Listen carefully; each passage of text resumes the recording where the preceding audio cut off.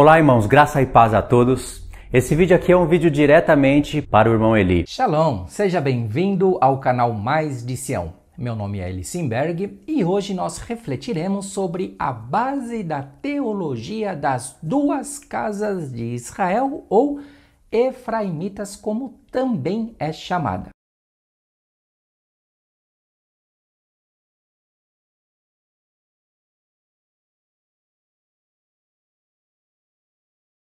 Ele fez um vídeo falando das duas casas de Israel e abordando ali algumas questões que ele acredita ser histórica e ser bíblica.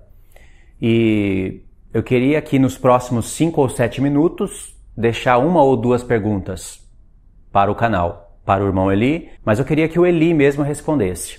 Respondesse com a Bíblia, usando os textos bíblicos, usando argumentos bíblicos e respondesse o texto que eu estou usando e mostrando no texto aonde que se encontra o erro. Eu acho que assim fica mais coerente, né, do que apenas ficar falando. Mas antes de fazer a pergunta, antes de ler o texto e fazer as perguntas, pode ser que sejam 2 ou 3, relacionadas a um mesmo texto, eu queria pontuar algumas coisas aqui. No vídeo que ele fez, de 12 minutos, caso vocês não conheçam, os que me acompanham podem conhecer, eu vou deixar o link no comentário fixo, vocês vão lá e assistem o vídeo completo, assim como eu costumo fazer, né? Assiste o vídeo, tem 12 minutos só. E ali vocês vão compreender o raciocínio dele, o qual eu vou resumir aqui. Mas eu vou resumir mesmo. Eu não sei se ele fez isso de propósito, ou ele fez isso por falta de conhecimento mesmo, porque tem pessoas que fazem isso, o que eu vou falar aqui, por falta de conhecimento. Mas o que ele está fazendo é uma coisa que eu poderia chamar de anti-união. O Senhor Jesus está querendo unir os judeus e gentios pelas profecias, para formar deles um só corpo, e não duas esposas, e não 2 corpos. E o serviço que ele está fazendo no YouTube é um serviço de desunião, ciúme e inveja. E eu vou mostrar aqui para vocês o porquê disso. Mas eu entendo um pouco o raciocínio dele. Por isso que eu quero que ele responda sinceramente, com coração na Bíblia, sem defender judaísmo, sem defender religiões, sem misturar as coisas. No vídeo que ele fez, ele começou a falar das duas casas de Israel e abordando um tema que basicamente foram feitos por americanos, não sei muito bem, eu não conheço essas pessoas, que ensinaram as duas casas de Israel no passado.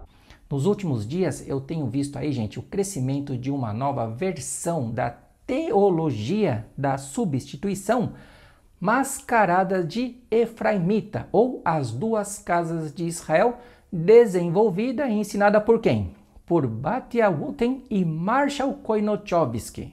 Ou seja, eles fizeram isso sem nenhuma base contextual bíblica, porém com muita fantasia espiritualizada, isso sim. Eles lançaram essa nova versão que confunde, gente, os gentios com as tribos perdidas de Israel. Isso é um absurdo completo.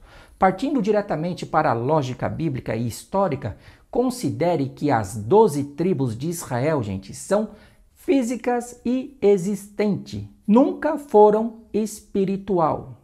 Eles com certeza erraram. Alguns pontos que o irmão Eli falou, com certeza não são bíblicos, mas ele misturou tudo. E ele, como é um YouTube, ele sabe que tem canais no YouTube, o meu canal, o canal do irmão Israel, o canal do irmão Pedro, outros canais de outros pastores, ensinando as duas casas de Israel, e ele juntou tudo como se fosse tudo a mesma coisa e torceu as coisas. Por isso que eu digo que eu estou em dúvida se ele fez isso de propósito ou fez por falta de conhecimento mesmo. E criaram aí um cristianismo moderno, recheado de conceitos romanos e grego. O que aconteceu? A Bíblia se tornou um livro de ficção religiosa, onde cada um interpreta as escrituras conforme o seu bel prazer e interesses pessoais.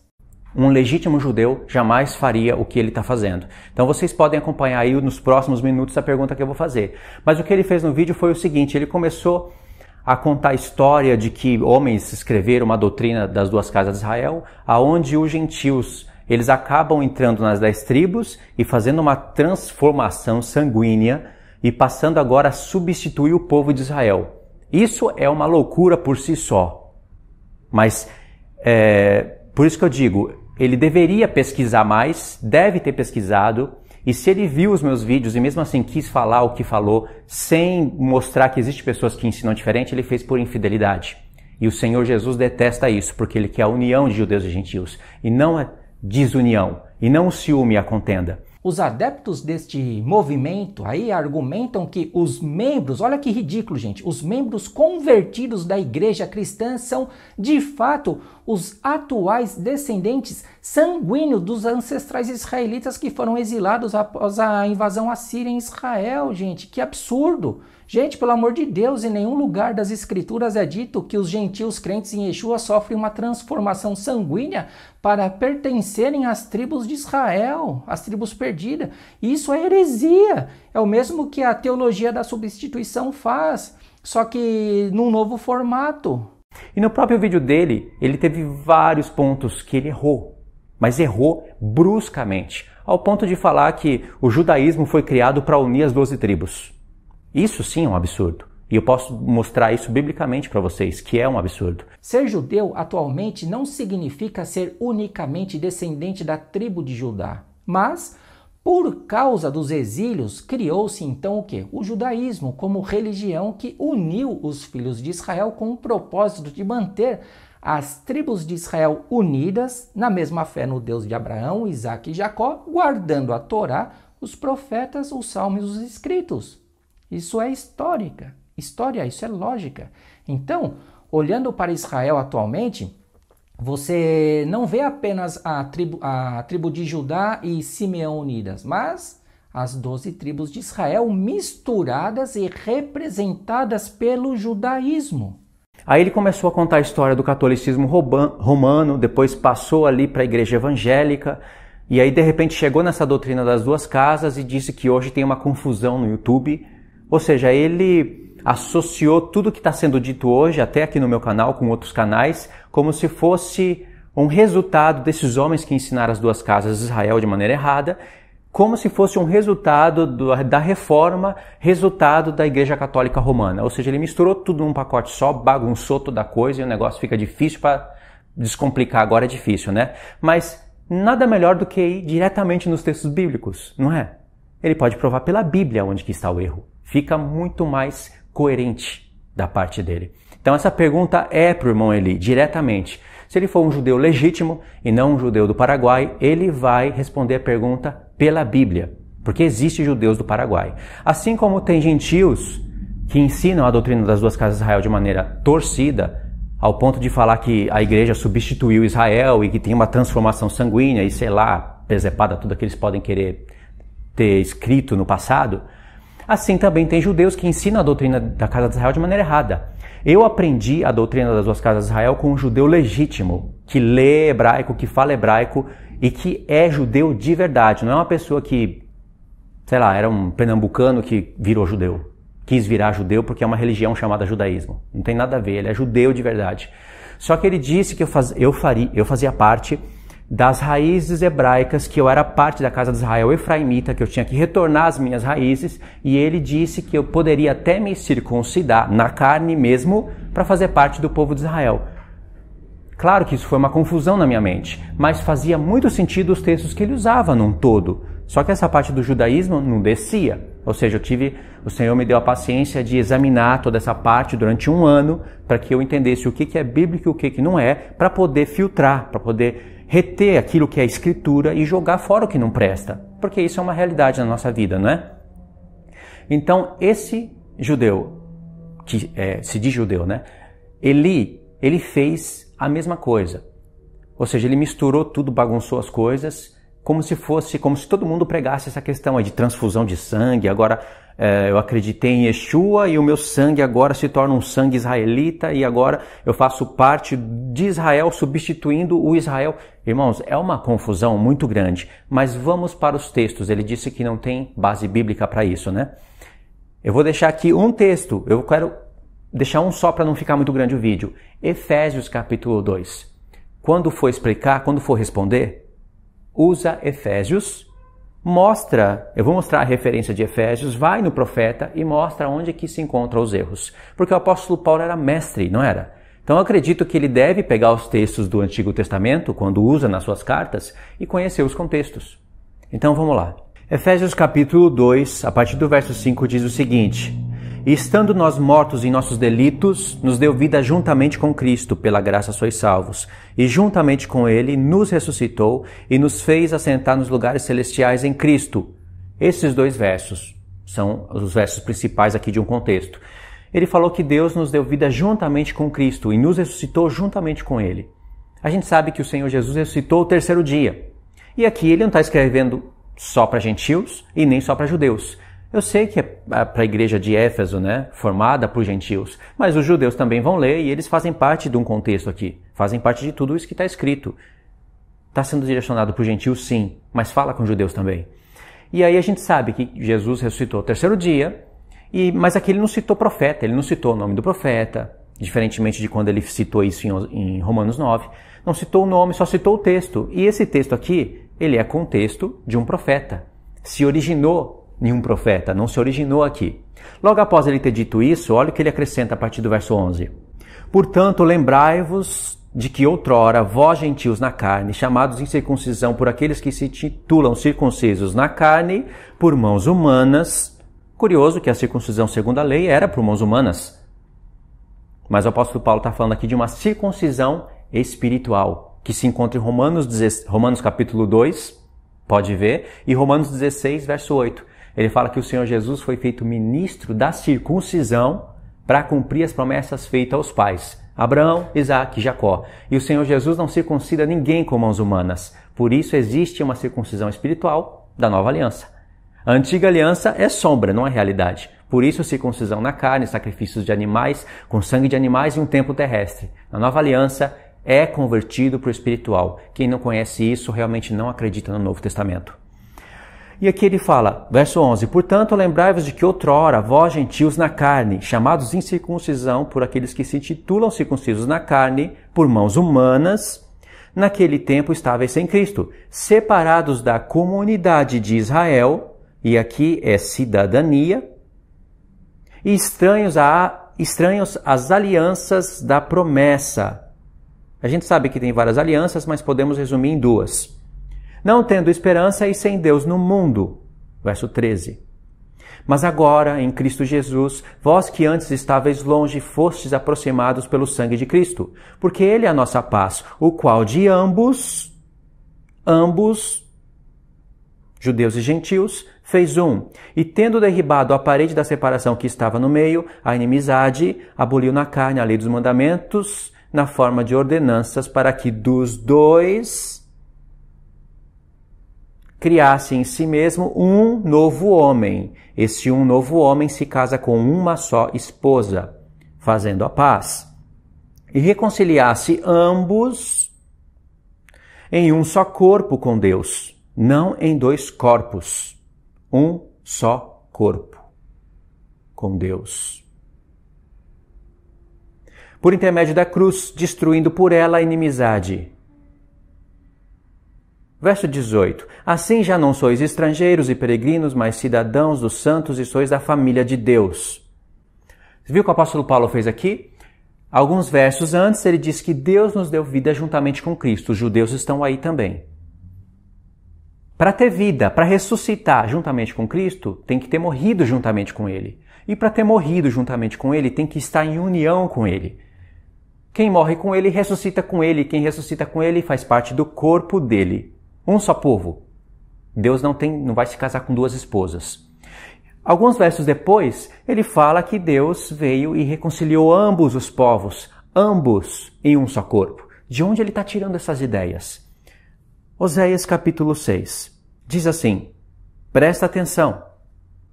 Vinde e tornemos para o Senhor, porque Ele nos despedaçou e nos sarará, fez a ferida e ligará. Despedaçou, sarará, fez a ferida, ligará. Depois de 2 dias nos revigorará, ao 3º dia nos levantará e viveremos diante dele. A palavra ressurreição do Novo Testamento não existe no hebraico. No hebraico é a palavra levantar, levantar dos mortos, né? E viveremos diante dele. No verso 3 diz, conheçamos e prossigamos em conhecer ao Senhor, porque como a alva, a sua vinda é certa. Ele descerá sobre nós como a chuva serôdia que rega a terra. Logo após ele ter dito isso, olha o que o Espírito acrescenta. Que te farei, ó Efraim, que te farei, ó Judá, porque o vosso amor é como a nuvem de manhã e como orvalho de madrugada que cedo passa. Ou seja, embora eu estou fazendo essas grandes promessas para vocês, o amor de vocês passa rápido por mim. Mas ele promete no livro todo que não vai rejeitar Efraim, que vai unir Efraim com Judá. Quem é que está dizendo isso no verso 1? Vinde, tornemos para o Senhor, vamos buscar Ele, porque Ele nos deu a vida, depois de 2 dias nos deu a vida. Ao 3º dia nos levantará e viveremos diante dEle. Lembrou de Efésios? É diretamente daqui que o apóstolo Paulo está tirando. Olha o contexto. Você está vendo aqui o capítulo 6 na tela, certo? Volta um pouquinho, pode pegar o verso 13, é o suficiente. Quando Efraim viu a sua enfermidade e Judá a sua chaga, subiu Efraim a Síria e se dirigiu ao rei principal, que o acudisse. Mas ele não poderá curar-vos, nem sarar a sua chaga. Cura e chaga, não é? Porque para Efraim serei como um leão, e como um leãozinho para a casa de Judá. Eu mesmo os despedaçarei. Aqui os despedaçados. Ir-me-ei embora, arrebatá-los-ei, e não haverá quem os livre. Irei e voltarei para o meu lugar. Aqui é a vinda do nosso Senhor, para trazer vida para ambos os povos, e a sua ressurreição. Irei e voltarei para o meu lugar, até que se reconheçam culpados e busquem a minha face. Estando eles angustiados, cedo me buscarão, dizendo. E o apóstolo Paulo usa esse texto aqui. Se está profetizando que ambos os povos, Efraim e Judá, vão buscar o Senhor com essa mensagem, o apóstolo Paulo pegou essa mensagem e aplicou em Efésios. Ele, como judeu, pregou primeiramente para os judeus, quer dizer, ele não pregou para os judeus, mas ele sempre quis pregar para os judeus, mas Deus direcionou ele para os gentios. Pregou para os gentios e ensinou os gentios a falarem isso, vamos buscar o Senhor. Ele nos despedaçou e nos sarará. Quem foi despedaçado no contexto? Judá e Efraim. O que é Judá e Efraim? O Eli deve saber. São os 2 reinos que se dividiram, não é verdade? Se o apóstolo Paulo entende a mensagem como o Eli diz, que as 12 tribos estão sendo unidas pelo judaísmo e que os gentios fazem parte de Israel não para ser o Israel de Deus, mas para ser um com o Israel, que é uma corporação diferente, por que o apóstolo Paulo iria pegar esses textos aqui e aplicar aos gentios e falar existe um só corpo? Por quê? A linguagem do apóstolo Paulo, se ele entendesse como ele diz, deveria ser como ele diz. Deveria estar escrito, irmãos, Deus, o judaísmo, ele veio para unir as 12 tribos. O Paulo fala que foi o Senhor Jesus, ele fala que foi o judaísmo. O Senhor Jesus uniu ambos os povos e agora existe só um povo. Em vários textos das suas cartas ele fala isso. Então isso é um texto que não pode ser desprezado. O contexto de Oséias 6 é o próprio Oséias capítulo 1. A gente pode ler aqui a partir do verso 4. Disse-lhe o Senhor, põe-lhe o nome de Jezrael, Israel, Deus semeia. Porque daqui a pouco castigarei pelo sangue de Jezrael a casa de Jeú, e farei cessar o reino da casa de Israel, que eram as 10 tribos. Vai cessar. Naquele dia quebrarei o arco de Israel no vale de Jezreel. Tornou ele a conceber e deu à luz a uma filha. Disse o Senhor a Oséias, põe-lhe o nome de desfavorecida, que é Lo-Ruxamá. Não mais misericórdia, certo? E disse, e acrescentou o seguinte, porque eu não mais tornarei a favorecer a casa de Israel para lhe perdoar, porém, da casa de Judá me compadecerei e o salvarei pelo Senhor ser Deus. Pois não o salvarei pelo arco, nem pela espada, nem pela guerra, nem pelos cavalos, nem pelos cavaleiros. Depois de haver desmamado a desfavorecida, concebeu e deu à luz a um filho, 3º filho.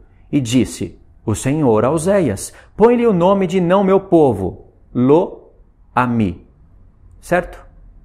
Lo-Ami. Está aqui. Lo-Ami. Por quê? Vós não sois meu povo, nem eu serei vosso Deus. Entendeu o que Deus está fazendo? Está rejeitando a casa de Israel. Não tenho mais misericórdia, vocês não são mais meu povo. Verso 10. Todavia, o número dos filhos de Israel será como a areia do mar. Está vendo essa expressão? A primeira vez que aparece é quando Deus faz a promessa para Abraão.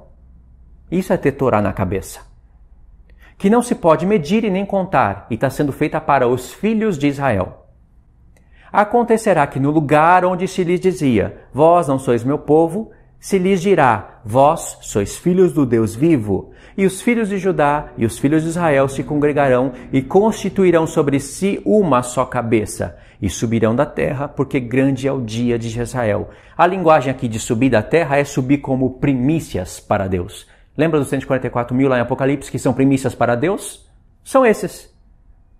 Esses que sobem ainda com cabeça. Em 1 Coríntios 15, o apóstolo Paulo fala que Jesus é as primícias dos que dormem. E depois nós seremos dele na sua vinda. Somos primícias com o Senhor.